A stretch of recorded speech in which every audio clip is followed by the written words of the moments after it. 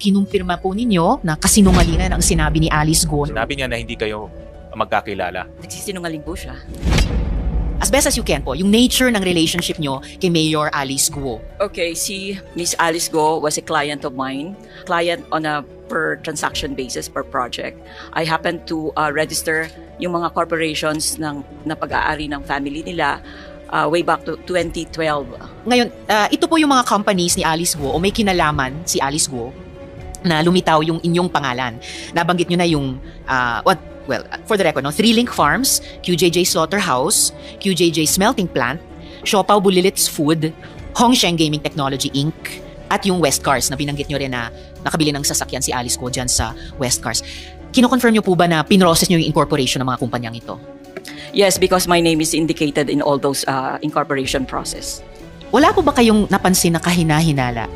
Halimbawa, dito sa Hongsheng, may kagaya ni Miss Merly na nagbebenta lang dati sa palengke, naging BPO worker. Biglang at yung tatlo pang kabaro na nagbebenta lang din sa palengke ng Concepcion, tapos biglang isinamang incorporator dun sa Hongsheng.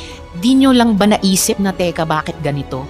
Para bang may dummy incorporators? Yung sa mga other corporations niya, it's all family. Tapos nagkaroon siya ng dalawang companies na yan, yung Hongsheng at saka Yung Hongsheng, ang dealings ko dyan is, kausap ko si Alice, please incorporate. Ito yung mga detalye. Please assist si Miss Leila, yung tauhan niya, on all papers. So if I need anything, dun sa tauhan niya ako kumukuha ng information. So it's always a presumption of regularity, Your Honor. Miss Nancy, aminado kayo na kayo ang gumawa ng incorporation documents ng Zunyuan. Nagpatulong ba sa inyo si Alice Guo para dito? At may sinabi ba siya na tulungan mo ito? Nag-message siya sa akin, I need, may papa-incorporate siya. Please assist. Ang reply ko sa kanya, give me all the details. Binigay sa akin, prinoses ako in a legal way. Dumaan siya sa PAGCOR, nakakuha ng endorsement. So, lumabas ang SEC certification. Noon, sabi ni Alice Guo sa amin, walk-in lang daw yung Zunyuan. So, sino yung pinapa-assist niya sa inyo dito sa incorporation ng Zunyuan? Yung si Miss Laila, ang kausap ko.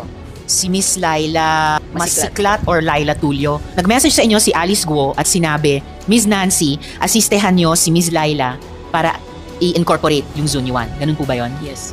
Not the Zunyuan. Yes. It's the first Pogo company, which is the Hongsheng. Okay, for Hongsheng. Pero kanina, nung tinanong ko sa inyo yung pag-incorporate nyo sa Zunyuan, sabi nyo nga, nag-message si Alice Guo sa inyo na please assist. So doon, sa incorporation ng Zunyuan, sino yung pinapa-assist ni Mayor Alice sa inyo na ma-incorporate yan?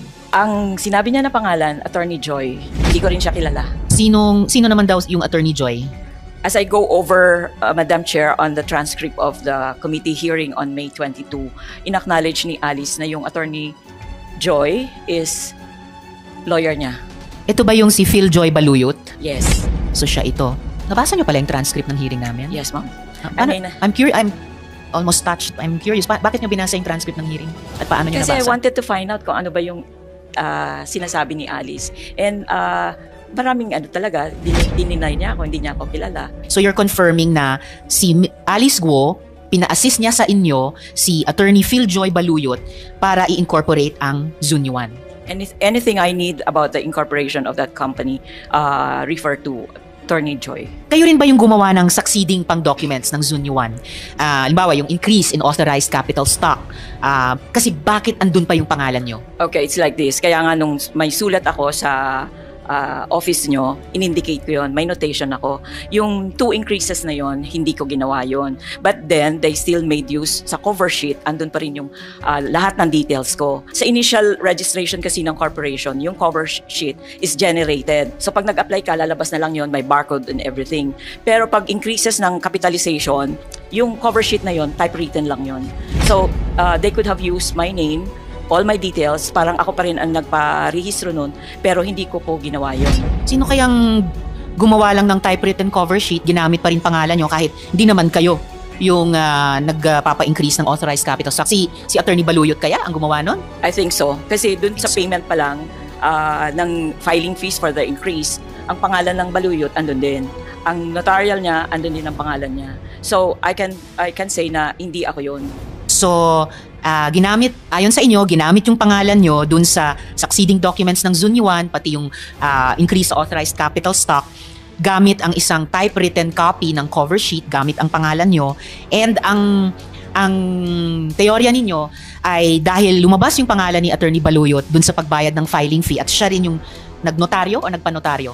Siya nagnotaryo. Siya mismo ang nagnotaryo na probably si Attorney Baluyot ang gumawa nito sa inyo. Yung sa payment of the filing fees for the increase, ang nakita ko doon, pangalan is Baluyot, pero it's not pangalan ni Attorney Joy. Alright, so kung sino mang Baluyot ang nakalagay doon, whether it's Attorney Philjoy Baluyot or ibang Baluyot, abogado din po, I guess, kasi nagnotaryo. Possible na related sa kanya. Opo, pero abogado rin, kasi siya yung nagnotaryo, yung Baluyot na yon. Yung Attorney Philjoy, sigurado ako na abogado po siya, pero yung nagbayad sa land bank, hindi ako sigurado kung abogado siya. Salamat po, Ms. Nancy. Kinumpirma po ninyo na kasinungalingan ang sinabi ni Alice Go na wala siyang kinalaman sa Zunyuan at sa mga Pogo. Pero doon po sa isang pagdinig namin, nung pumupunta pa siya dito, flatly dineny niya nakakilala ho kayo. Ano masasabi niyo po doon? Sinungaling po siya. Kaya ho, napakahalaga po yung inyong presensya ho dito dahil kayo po yung nagko-connect between Alice Go at itong dalawang na-raid na Pogo Hub. Ito yung Hongsheng Gaming Technology at Zunyuan. Dahil nung tinignan ho namin yung mga dokumento, 25 times po lumabas yung pangalan ho ninyo sa mga iba't ibang dokumento. Kasama na ho nga dito yung family business ni Alice Guo. At sino ho nag-provide ng mga incorporators? Unahin muna natin Hongsheng. Miss Alice po. Sino ho nag-deposit ng capitalization? Kayo ho ba nag-deposit? Hindi po. Kasi at sistema ngayon ng SEC sa capitalization, hindi naman nag-indicate kung nilagay yon. Wala kung kung nilagay yung actual amount. So ano na ho ang proseso ngayon para ipakita na may capital The usual dati may treasurer's affidavit Correct. for the deposit and everything. But now with the present SEC rules, wala na pong ganun. Anong evidence na dapat ipakita sa SEC na siya ay adequately capitalized? Wala po. Okay. And sa pagkaalam nyo, sino ho si Laila ano hong relasyon ni Laila kay Alice Guo? Si Leila is assistant ni Miss Lo. Punta naman ho tayo sa Zunyuan. Kanina, sino ho nagpakilala ho sa inyo sa Zunyuan? Sa Zunyuan, si Alice pa rin. Kasi sabi ko nga, ang kliyente ko lang sa Tarlac, si Alice. So whoever, kung sino man makakakilala sa akin, it's always Alice. So si Alice ho ang nag-introduce ho sa inyo sa Zunyuan. Yes. Ang sabi niya, please assist Attorney Joy. And then, after that, si Attorney Philjoy Yes. ang naging parang coordinator. Yes. Who gave the names ng mga incorporators? Si Miss Alice din. Si Miss Alice rin ang nagbigay sa Zunyuan. So makikita natin, active participation siya dito sa Hongsheng and Zunyuan. I think so. On the contrary na sinasabi niya, wala siyang kinalaman sa Pogo. Ang sinasabi niya is nag-bridge siya. Hindi ko rin masasabi na hindi siya involved kasi yung sa first corporation, ang lease contract is under the name of Baofu. And ang representative niya, Alice Go. So hindi pwedeng magkahiwalay yun. Andun lagi yung bearing pangalan niya. So ang lumalabas ho, siya yung may-ari, siya yung presidente ng Baofu, di ba? Yes. At one point. Ang Baofu po ang lessor. Yes. Correct? Ang lessee is Hongsheng and Zunyuan. Yes po. Correct? Let's go to Hongsheng first. Nung na-incorporate niyo itong Hongsheng, sino na ho ang mga kausap niyo doon? After the incorporation, when I submitted the articles of SEC Certificate of Registration, tapos na po yung serbisyo ko doon. Okay, tapos na, hindi nyo na kinakausap yung Wala mga na registered, di ba, may president, treasurer? Wala na po. Okay, sa Zunyuan po? Ganun din po. The moment na natapos ko yung registration, deliver sa kanila, bayaran ang billing fee ko, reimbursement of expenses, tapos na ang transaction ko. Okay.